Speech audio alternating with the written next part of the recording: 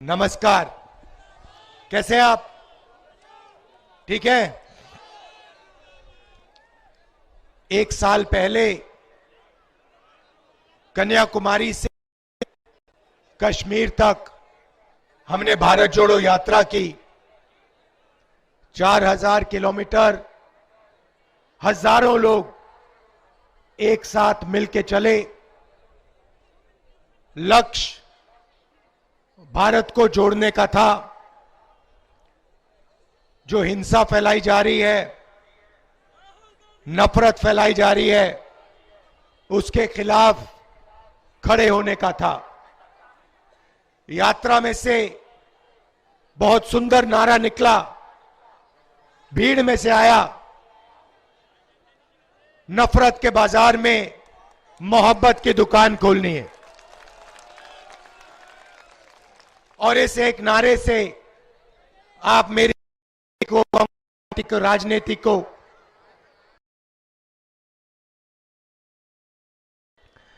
यात्रा पे बहुत सारे लोग हमारे पास आए, किसान आए, गरीब लोग आए, छोटे व्यापारी आए, और जो उनके दिल में था उन्होंने हमें कहा। बेरोजगारी की बताई बात, महंगाई की बात बताई, जीएसटी की शिकायत की। दिल खोल के लाखों लोगों ने हमारे सामने अपनी बात रखी। बीच में दूसरे प्रदेश से भी लोग आते थे, यूपी से आए, बंगाल से। उन्होंने कहा, देखिए आप कन्याकुमारी से कश्मीर तक चल रहे हो, मगर हमारे प्रदेश में तो आप आए नहीं। अमेठी के लोग आए, इन्होंने कहा आपने भारत जोड़ो यात्रा की, मगर आपकी यात्रा अमेठी से नहीं आई, ये कैसी यात्रा है? और उसमें सच्चाई भी है। तो इसलिए हमने इस साल दूसरी भारत जोड़ो यात्रा की, मणिपुर से महाराष्ट्र तक, और आज मैं आपके सामने यहां अमेठी में हाजिर हूं।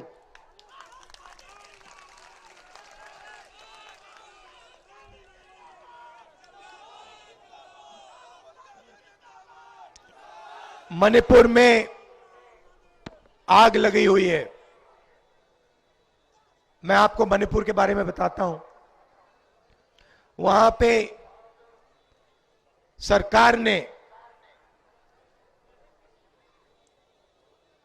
2 वर्गों के बीच में लड़ाई करा दी।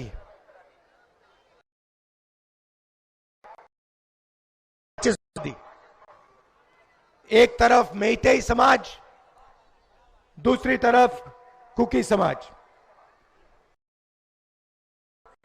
आज नहीं जा सकते। मैं आपको अपनी बात बताता हूं, हिंदुस्तान के एक प्रदेश में क्या हो रहा है। हम गए, दोनों समाजों ने हमें बुलाया, मेती समाज ने भी बुलाया,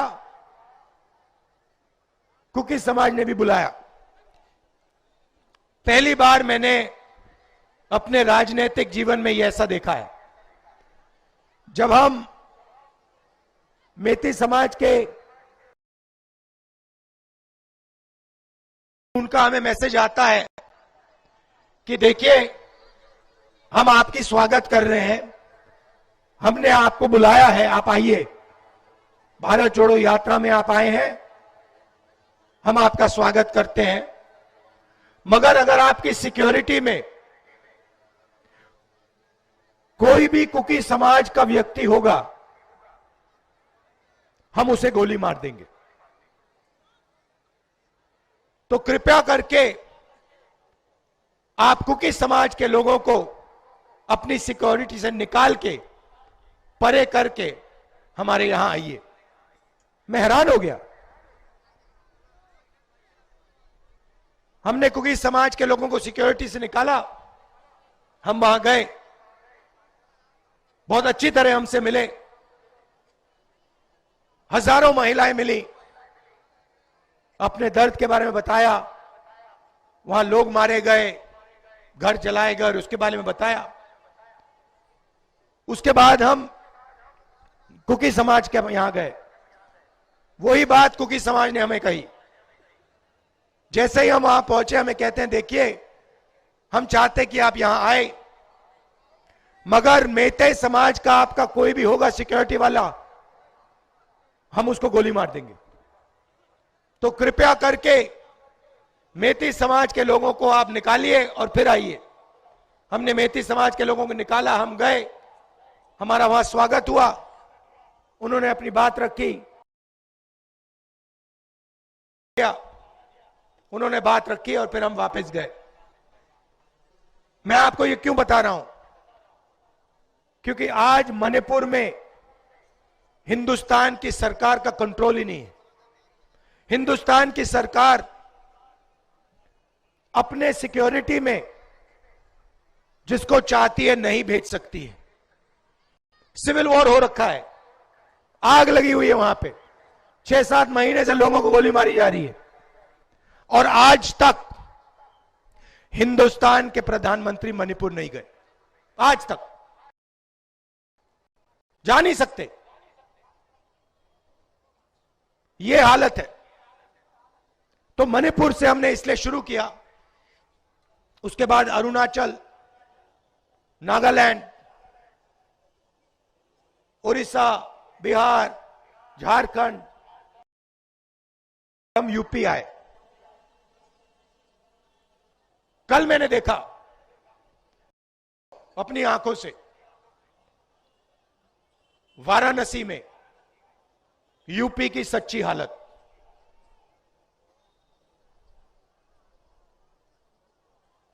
सड़क पे रात को हजारों युवा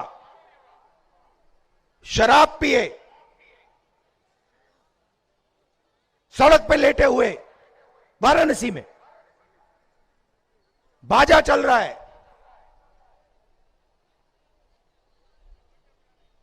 शराब पी पी के पूरा आपके युवा वाराणसी में नाच रहे हैं।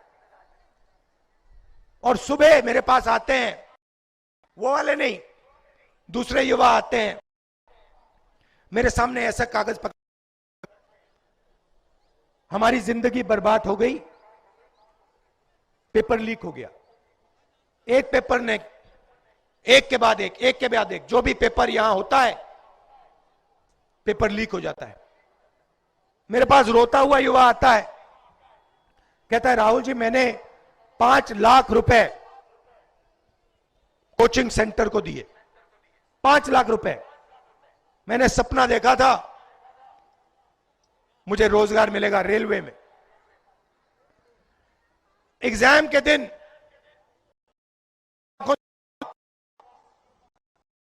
जिस चीज के लिए मैंने सालों तैयारी की, वही पेपर,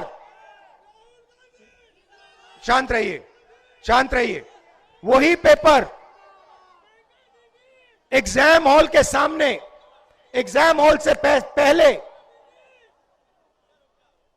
युवाओं के मोबाइल फोन पे, उनको पहले से पेपर मालूम है,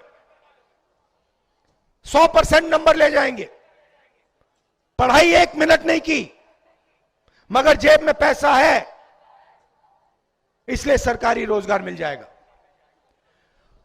एक तरफ नशा और दूसरी तरफ जो बेचारा रोजगार करना चाहता है, काम करना चाहता है, उसके लिए पेपर लीक।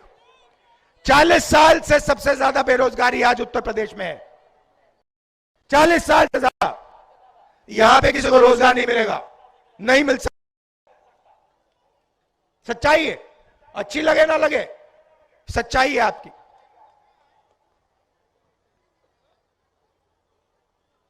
हर मीटिंग में मैं पूछता हूं, उत्तर पिछड़े वर्ग की कितनी आबादी है? आपको मालूम है? हिंदुस्तान पिछड़े वर्ग की कितनी आबादी है जानते हो? 50%।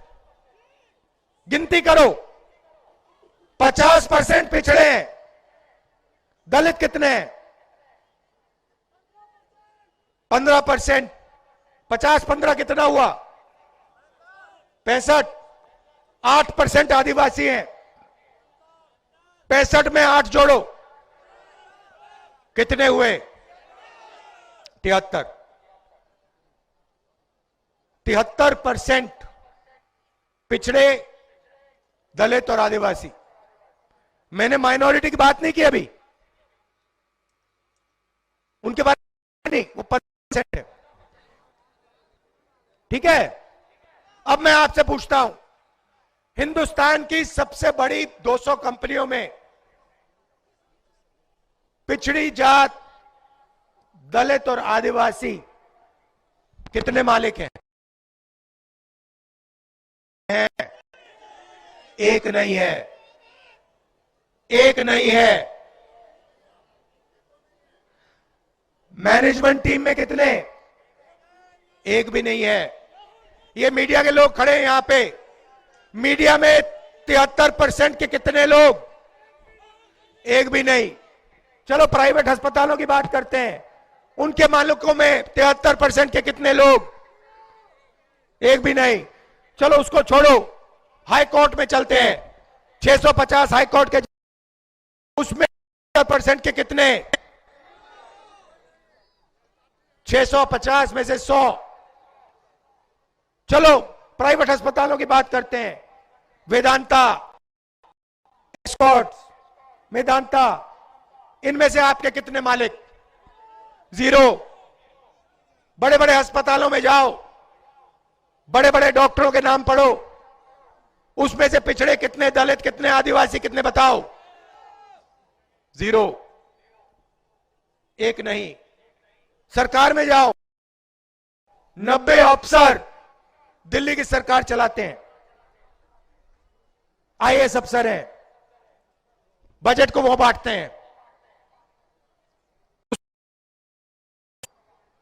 73% कितने? 3 ओबीसी, 3 दलित, 1 आदिवासी, वो भी पिछले कमरे में। बड़े मंत्रालयों में नहीं, फाइनेंस मिनिस्ट्री में नहीं, डिफेंस मिनिस्ट्री में नहीं, वो पीछे कमरे में बंद। 73 आबादी, कहीं भागीदारी नहीं आपकी। अच्छा ये बताओ, 200 सबसे बड़ी कंपनियों का मालिक जनरल कास्ट में व्यक्ति है? एक है।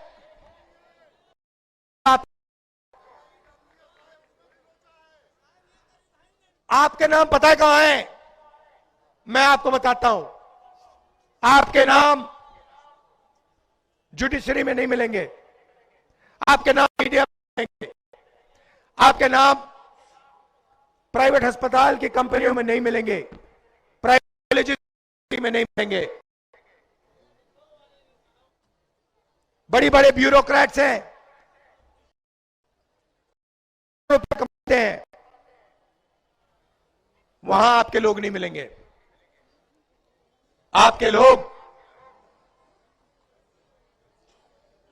मजदूरों की लिस्ट निकालो, मनरेगा की लिस्ट निकालो और दिल भर के अपने नाम वहां पे पढ़ लो, जितना पढ़ना है पढ़ लो। आप मनरेगा में देख लो, बेरोजगार लोगों की लिस्ट निकालो, उसमें देखो, मनरेगा मजदूरों की लिस्ट देखो, उसमें आपके सब लोग मिलेंगे। 73% सबके सब वो भविष्य है।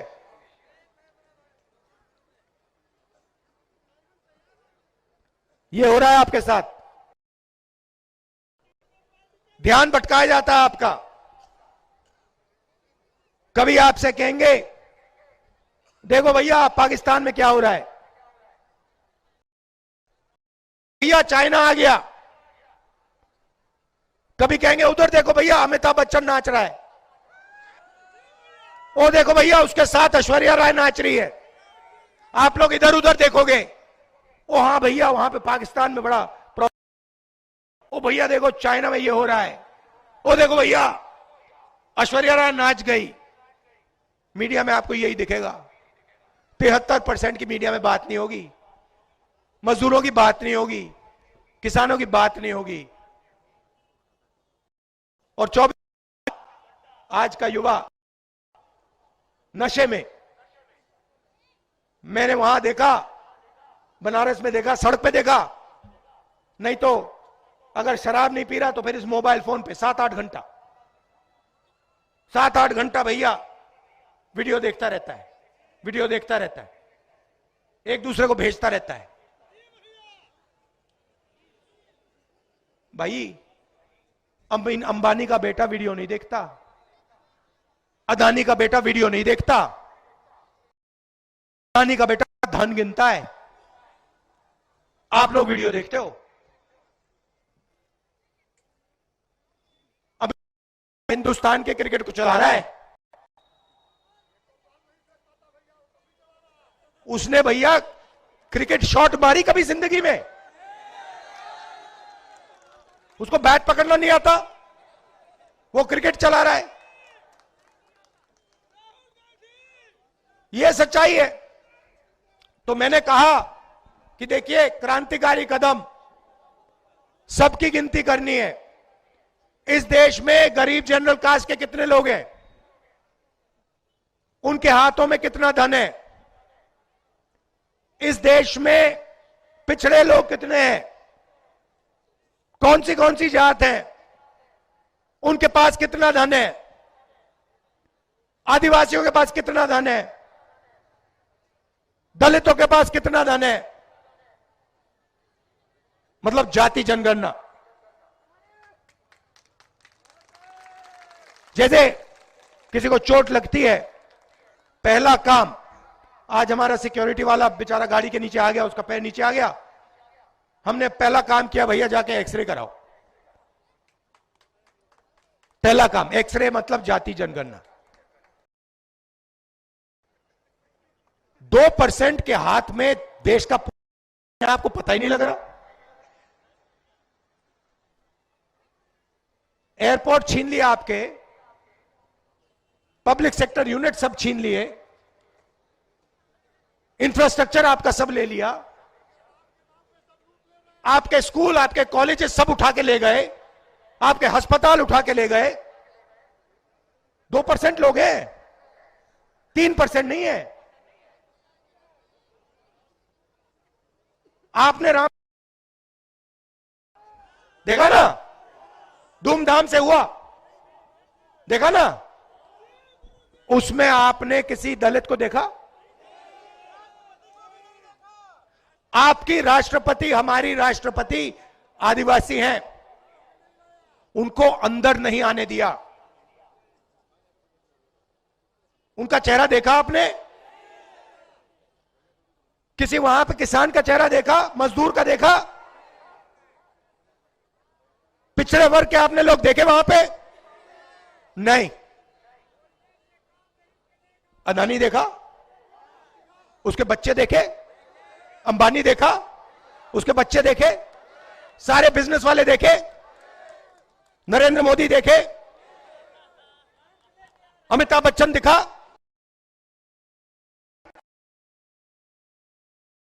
इनका हिंदुस्तान है, तुम्हारा है ही नहीं, तुम्हारा है ही नहीं, तुम बात नहीं समझे, सोए, तुम्हारा हिंदुस्तान है ही नहीं। तुम्हारा काम भारत माता की जय, तुम्हारा काम जय श्री राम, उनका काम पैसे गिनने का, उनका काम प्राइवेट हवाई जहाज में उड़ने का, उनका काम मजे लेने का, आपका काम इधर उधर देखने का। उधर देखो भैया पाकिस्तान में क्या हो गया, ओ भैया उधर देखो अमिताभ बच्चन ने नया डांस मारा, ओ देखो भैया वो प्रियंका चोपड़ा नाच रही है। करते जाओ भैया, करते जाओ, जितना करना है करो, मजे लो, भूखे मर जाओगे सब, भूखे मर जाओगे, सबका टाइम आएगा, कोई नहीं बचेगा, सब भूखे मर जाओगे। नहीं, किसान दिल्ली जा रहे हैं, देखा आपने? वहां पे जैसे युद्ध में ना टैंक को रोकने के लिए दीवार बनती है ना, बड़े बड़े वो बनते हैं लोहे के, वो नरेंद्र मोदी ने लगा रखे हैं। आप फोटो देखी, किसान पुलिस वालों को खाना खिला रहे हैं, किसान पुलिस वालों को खाना खिला रहे हैं, और पुलिस वाले, ये है हिंदुस्तान। आप देखो, किसान, समझो, पहले नरेंद्र मोदी जी ने 3 कानून बनाए, उनके जेब में से माल छीनने की कोशिश की। किसान मांग क्या रहा है? किसान कह रहा है हमें एमएसपी दो। इसमें क्या बड़ी बात है? वो 14 लाख करोड़ रुपया 15-20 अरबपतियों को माफ कर देते हैं, और किसान को धान एमएसपी, बड़ी बात है इसमें।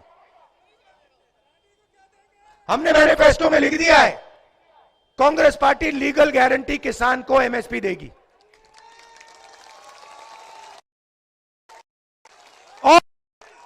और एक्सरे करेगी। भैया बात समझ लो, एक्सरे होगा, जाति जनगणना होगा, सबको पता लग जाएगा इसमें पिछड़े कितने, दलित कितने, आदिवासी कितने, गरीब जनरल कास्ट के कितने।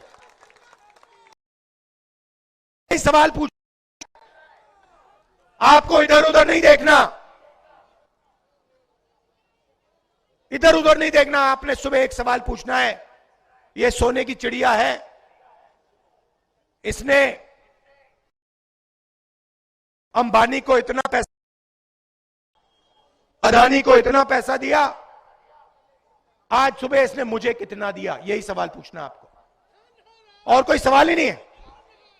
जिस दिन 73% ने यह सवाल पूछना शुरू कर दिया कि भाई मेरे जेब में से हर रोज ये पैसा निकाल रहे हैं, जीएसटी जा रही है मेरी है, पेट्रोल का पैसा जा रहा है मेरा, गैस सिलेंडर का मेरा, मैं टैक्स में भर रहा हूं, जितना पैसा मैं देता हूं उतना अदानी देता है, मैं 1000 रुपए की शर्ट मैं 18% देता हूं, 73% वाला कहता है, और अदानी 1000 रुपए की शर्ट खरीदता वो भी 18% देता है। तो जितना टैक्स में देता हूं उतना अदानी देता है, उसको लाखों करोड़ रुपए मिल जाते हैं, मुझे 1 रुपया नहीं मिलता, क्यों? यह सवाल पूछना चाहिए आपको। जाति जनगणना से यह सवाल का जवाब आप सबको मिल जाएगा, पता लग जाएगा 73% के साथ हो क्या रहा है। अमेठी आया हूं, इतने प्यार, पुराना प्यार का रिश्ता है, मोहब्बत का रिश्ता है, इसके लिए आप सबको दिल से धन्यवाद। नमस्कार, जय हिंद। न्याय का हक मिलने तक